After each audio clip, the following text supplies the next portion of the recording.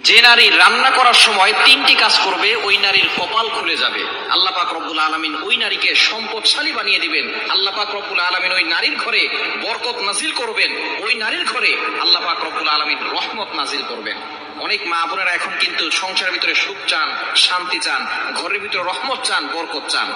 বিশেষ করে যে সমস্ত নারীরা সংসারে বরকত চান তারা কিন্তু অবশ্যই এই তিনটি কাজ করবেন। দেখবেন আপনার ঘরের ভিতরে শান্তি আসবে এবং আপনার রান্না সুস্বাদু হবে এবং আপনার রান্না যারা খাবে তারাই আপনার প্রশংসা করবে।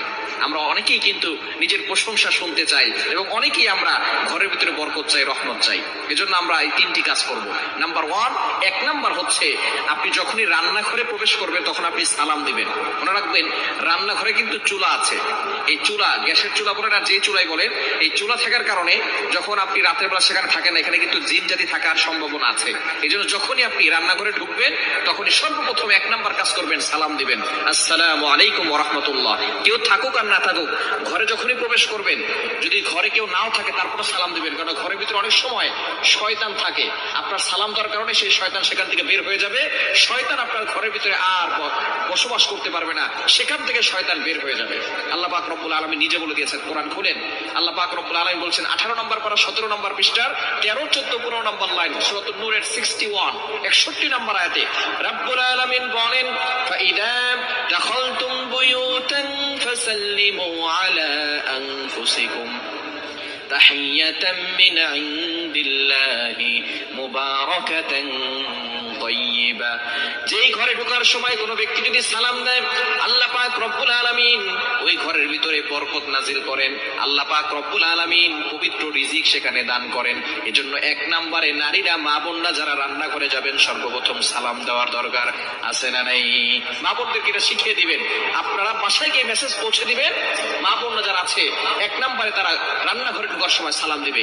নাম্বার 2, দ্বিতীয় নাম্বার হচ্ছে প্রতিটি কাজের শুরুতে বিসমিল্লাহ পড়বে। বিসমিল্লাহ পড়লে ওই কাজের ভিতরে আল্লাহ পাক রব্বুল আলামিন নিজে বরকত দিয়ে দেন।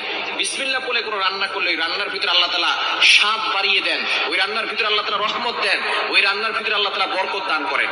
কিন্তু বর্তমান আমাদের সমাজের ম্যাক্সিমাম নারীরা রান্না করার সময় ডিজে গান শুনে, রান্না করার সময় হিন্দি গান শুনে, ইংলিশ গান শুনে, তারা ড্যান্স করে আর রান্না বান্না করে, যার কারণে ঘরের ভিতরে কোনো বরকত থাকে না। খবরদার, গান শুনবেন আর রান্না বান্না করবেন আর চিন্তা করবেন ঘরের ভিতরে বরকত নাই কেন? আপনি যদি বরকত পেতে চান প্রত্যেকটা কাজের শুরুতে আপনি বিসমিল্লাহ পড়বেন। আপনি চাউল নিচ্ছেন, পড়েন বিসমিল্লাহির রহমানির রহিম। চাউল ধৌত করতেছেন, বলেন বিসমিল্লাহির রহমানির রহিম। মাছ কাটতেছেন, বলেন বিসমিল্লাহির রহমানির রহিম। আপনি গোশত ধৌত করতেছেন, বলেন বিসমিল্লাহির রহমানির রহিম।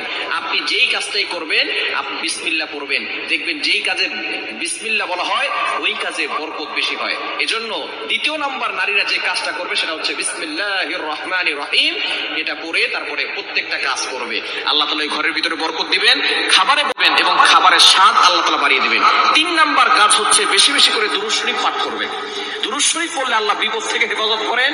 ওই ঘরের ভিতরে আল্লাহ পাক রব্বুল আলামিন বরকত নাজিল করেন। দুরূদের অনেক ফজিলত আছে। যে ব্যক্তি নবীজি সাল্লাল্লাহু আলাইহি ওয়াসাল্লামের উপরে একবার দুরূদ পাঠ করবে আল্লাহ পাক রব্বুল আলামিন তার উপরে 10 বার রহমত নাজিল করবে। শুধু তাই নয়, আল্লাহ তাআলা তার 10টি গুনাহ মাফ করে দিবেন, 10টি মর্যাদা বাড়িয়ে দিবেন। খুলে যাবে, সম্পদে বরকত আসবে, আপনার রিজিকে বরকত আসবে, ঘরের ভিতরে রহমত আল্লাহ তাআলা বৃষ্টির মতো নাজিল করে দিবেন। আল্লাহ তাআলা আমাদের প্রত্যেকটা সংসারের মা বোনদেরকে এই 3টি আমল করার তৌফিক দান করেন।